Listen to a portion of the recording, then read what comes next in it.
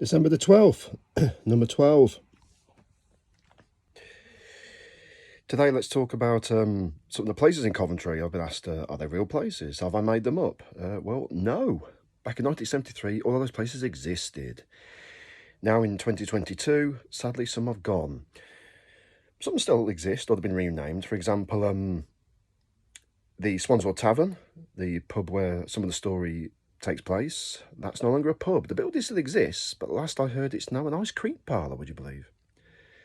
The Hare and Squirrel pub, that still stands. It's still a pub. It's had several name changes, like through the Flanker in Firkin when I was a student in the 90s. I think it's come back to be called the Squirrel again now. Coventry Zoo no longer exists. That closed down in the late 70s, I do believe, and it was demolished, and there's now the Whitley Tennis and Racket Centre, I do believe, on the same site.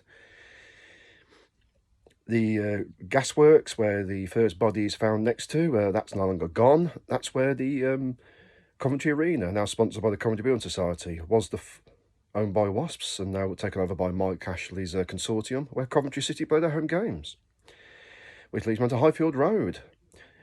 That's obviously no longer there, that's gone. If you look on my YouTube channel, I did do some videos earlier this year, walking around the city of what's there and what's now.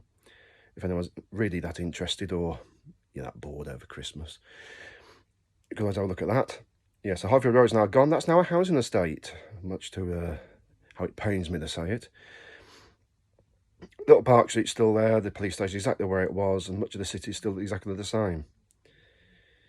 And of course, Brandon Road Stadium, where the Speedway takes place, that's still there, but it's now been disused for several years, so it's very derelict, and it's probably going to be redeveloped into some sort of retail park or housing estate, knowing how the council do these sort of things.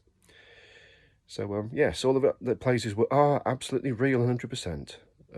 Other places that were renamed. The Britannia Hotel is now what the De Vere Hotel was back in the book. The De Vere Hotel only just opened back in 73. The Britannia Hotel chain now own it.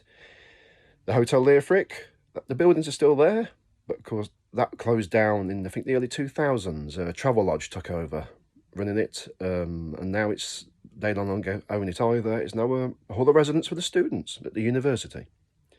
So how things change.